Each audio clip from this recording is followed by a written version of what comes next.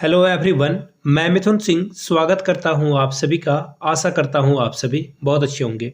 REET level 1 का syllabus जारी कर दिया गया है और ये ऑफिशियल सिलेबस है। मैं आपको बता दूं ये ऑफिशियल सिलेबस है जो बोर्ड के द्वारा जो है जारी किया गया है। इस सिलेबस में जो जो टॉपिक है हर एक टॉपिक को हम लोग ध्यान से देखेंगे और कोशिश करेंगे कि आप जो है हर टॉपिक को पढ़कर जाएं एग्जाम में। और चाहे वो सीडीपी की बात हो या फिर पर्यावरण ईवीएस की बात हो, हिंदी इंग्लिश की बात हो, आप 30 में 30 जो है लाने की कोशिश करें। तो टॉपिक आपको पता होना चाहिए। आप यूट्यूब से खोजकर उन टॉपिक्स को कर लें, बुक्स के थ्रू कर लें, लेकिन कर जरूर लें। तो चलिए एक एक करके हम लोग देखेंगे। उससे पहले आगे बढ़े उससे पहले आप लोगों से रिक्वेस्ट रहेगा, कौन कौन ऐसे लोग हैं जो L1 और L2 यानी कि लेवल 1 और लेवल 2 दोनों के फॉर्म को भर रहे हैं। नीचे कमेंट करके L1 लिख दीजिएगा अगर आप L1 के लिए जा रहे हैं, या फिर दोनों के लिए जा रहे हैं तो L1 L2 लिख दीजिएगा। साथ में आप किस जिले से इस वैकेंसी को इस जो पीडीएफ को देख रहे हो या फिर इस सिलेबस को देख रहे हो, नीचे कमेंट करके जरूर लिखिएगा। तो चलिए पीडीएफ को ओपन करते हैं और आपके सामने मैं रख देता हूं।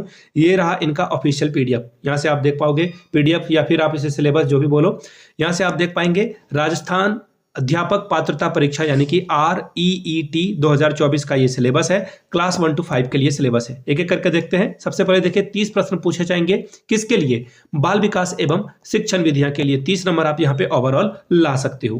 पहला टॉपिक देखिए क्या है, बाल विकास, वृद्धि और विकास की संकल्पना। बीएड वगैरह में आपने पढ़ा होगा, डीएलएड में भी आपने वृद्धि और विकास के बारे में पढ़ा होगा, उसी को पढ़ लेना है। विकास के जो विभिन्न आयाम हैं और सिद्धांत हैं उसको पढ़ना है। विकास को प्रभावित करने वाले कारक जैसे कि विशेष रूप से विद्यालय और विद्यालय के संदर्भ में अधिगम से जो है इसका संबंध क्या है, वंशानुक्रम और वातावरण यानी कि हेरिडिटी और जो इन्वायरमेंट है इसका क्या फैक्टर है। तो याद रखिएगा हेरिडिटी और इन्वायरमेंट जो है मल्टीपल के फैक्टर में होता है। याद रखिएगा ये एग्जाम में बड़ी हजारों टाइम्स जो है पूछा जा चुका है, तो इसे ध्यान में रख लीजिएगा आप। अगला जो है टॉपिक वह है व्यक्तिगत विभिन्नताएं यानी कि इंडिविजुअल डिफरेंस। इसका अर्थ क्या है, इसके प्रकार क्या है, इसका व्यक्तिगत विभिन्नता के जो प्रभावित करने वाले कारक हैं, इसको जो है प्रभावित करने वाले कारक हैं उसको पढ़ लेना है। अब देखिए व्यक्तित्व की जो है संकल्पना, प्रकार, व्यक्तित्व को प्रभावित करने वाले कारक और व्यक्तित्व का जो है मापन कैसे करोगे, इससे सवाल पूछे जाएंगे। बुद्धि को भी पढ़कर जाना है, संकल्पना, सिद्धांत और इसका मापन। बहुबुद्धि सिद्धांत यानी कि गार्डनर के थ्योरी के बारे में बात की जा रही है, तो गार्डनर के थ्योरी को भी आपको पढ़कर जाना होगा, ये भी ध्यान में रखिएगा।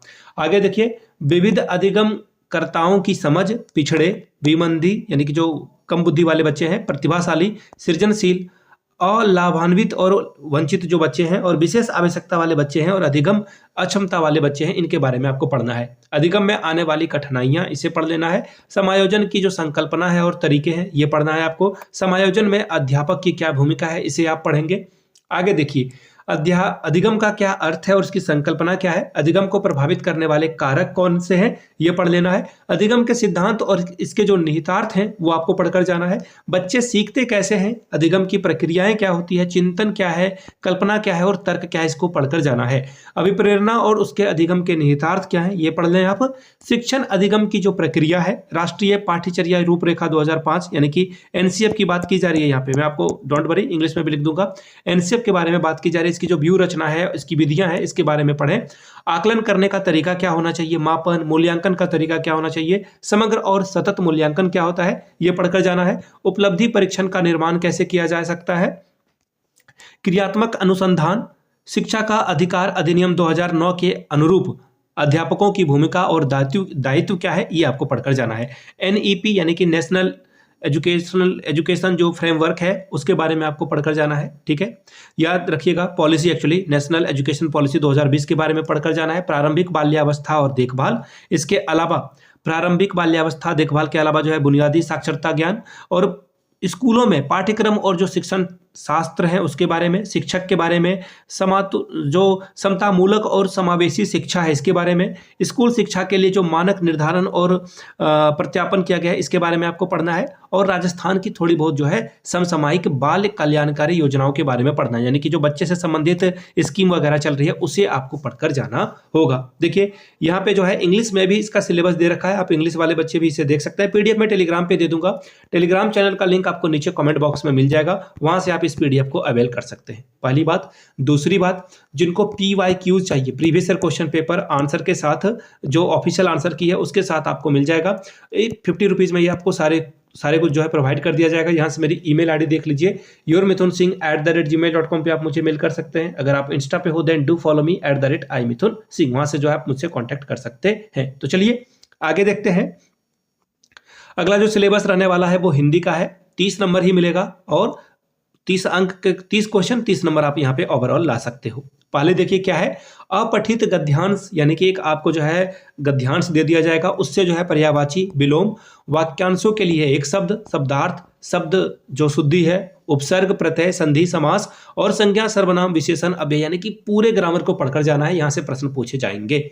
अपठित गद्यांश में जो है रेखांकित शब्दों का अर्थ स्पष्ट करना, वचन, काल, लिंग ज्ञात करना और दिए गए शब्दों का वचन, काल, लिंग में बदलना, ये भी सवाल पूछा जाएगा। तो कुल मिलाकर ग्रामर आपको पूरा पढ़कर जाना होगा। वाक्य रचना क्या है, वाक्यों के अंग क्या है, वाक्य के प्रकार, पदबंध, मुहावरे, लोकोक्तियां, विराम चिन्ह, भाषा की जो शिक्षण विधि है, भाषा शिक्षण के उपागम है, भाषा दक्षता का जो विकास है वो आप देख सकते हैं, भाषाई कौशलों का विकास, सुनना, बोलना, पढ़ना, लिखना, हिंदी भाषा शिक्षण में जो चुनौतियां हैं, शिक्षण अधिगम सामग्री है, पाठ्य पुस्तक है, बहु माध्यम और शिक्षण के अन्य संसाधन, यहां से सवाल बनेंगे। आगे देख लीजिए, भाषा शिक्षण में मूल्यांकन, उपलब्धि परीक्षण का निर्माण, समग्र और सतत मूल्यांकन और उपचारात्मक शिक्षण से सवाल बनेंगे। राजस्थान की बोलियां और बोलियों का जो सामान्य परिचय है ये ध्यान में रखिएगा, इससे भी सवाल बनेगा।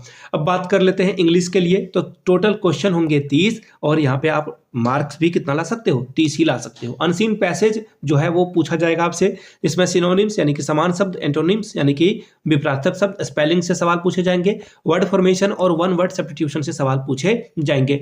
अनसीन की बात करूं तो इसमें देखिए पार्ट ऑफ स्पीच से, टेंस, डिटरमाइनर्स है, डिग्री ऑफ कंपैरिजन है, कंपैरिजन, वहां से सवाल बनेगा आपका। फ्रेमिंग क्वेश्चंस इंक्लूडिंग WH वाले क्वेश्चन जैसे कि व्हाट हो गया, व्हाई हो गया, यहाँ से सवाल बनेंगे, ठीक है। वेयर वाले सवाल हो गए, तो ये सवाल यहाँ से WH वाले क्वेश्चन बनेंगे। एक्टिव पैसिव वॉइस पढ़ना है, नरेशन पढ़ना है, knowledge of English sound, phonetic symbol जो होते हैं वो भी आपको पढ़कर जाना होगा। अगला देखिए क्या है, principle of teaching English, method and approaches to English language teaching, ये आपको पढ़कर जाना होगा। Development of language skill, teaching learning materials यानी कि जो टेक्स्ट बुक है या फिर मल्टीमीडिया मटेरियल है या फिर रिसोर्सेस है वो पढ़कर जाना होगा आपको। Comprehension, continuous evolution in English language, ये आपको पढ़कर जाना होगा। अब बात कर लेते हैं, यहाँ से देख लीजिए कक्षा 1 से 5 के लिए संस्कृत भी रख सकते हैं, तो संस्कृत के लिए भी जो है यहाँ पे मैं संस्कृत नहीं रखूंगा, उर्दू भी नहीं रखूंगा, हिंदी इंग्लिश जो है मैंने आपको बता दिया, पंजाबी भी है यहाँ पे। अब जो है मैं आपको बता देता हूँ, यहाँ से हिंदी जो पेपर 1 पेपर 2 के लिए अलग अलग रखना चाहते हैं वो रख सकते हैं, ठीक है। पेपर 1 2 के लिए अलग अलग जो है लैंग्वेज दे दिया गया है, लेवल 1 में भी आप रख सकते हैं। अब देखिए गणित की बात करते हैं। गणित में 1 करोड़ तक की पूर्ण संख्याएं, स्थानीय मान, तुलना करना, गणितीय मूल संक्रियाएं जैसे कि जोड़, बाकी, गुना, भाग, भारतीय मुद्रा, वैदिक गणित, यहाँ से सवाल बनेंगे। आगे देखिए भिन्न की अवधारणा, उचित भिन्न क्या होते हैं, समान हर वाली विभिन्न भिन्नों की जो है तुलना करना, मिश्र भिन्न क्या होता है, असमान हर वाली उचित भिन्नों की तुलना करना, भिन्नों की जोड़ बाकी और अभाज्य और संयुक्त संख्याएं क्या होती है, अभाज्य गुणनखंड क्या होता है, लघुत्तम समावर्तक यानी कि LCM HCF से सवाल बनेंगे यहाँ पे, ठीक है। LCM HCF से सवाल बन जाएगा आपका। आगे देखिए, आगे है एकीक नियम और औसत, यहाँ से सवाल बनेगा। उसके अलावा लाभ हानि सरल ब्याज से सवाल बनेगा। समतल और वक्रतल, समतल और ठोस, जो एक्चुअली ज्योग्राफी सब कुछ आपको जो है पढ़कर जाना है, ठीक है। ज्योग्राफी में बोल रहा हूँ, एक्चुअली ये जो है क्या है, ज्योमेट्री की बात कर रहा हूँ मैं। गणित की जो प्रकृति है और तर्क शक्ति है, पाठ्यक्रम में गणित की क्या महत्ता है, गणित की भाषा कैसी होनी चाहिए, सामुदायिक गणित क्या होता है, आंकड़ों का प्रबंधन क्या होता है, ये पेडागोजी वाला सेक्शन यहाँ पे दे दिया गया है। आगे देखिए, औपचारिक और अनौपचारिक विधियों के द्वारा मूल्यांकन क्या है, शिक्षण की विधि समस्याएं क्या है, त्रुटि विश्लेषण क्या है, शिक्षण और अधिगम से संबंधित निदानात्मक और उपचारात्मक शिक्षण क्या है, ये आपको पढ़कर जाना होगा, ठीक है।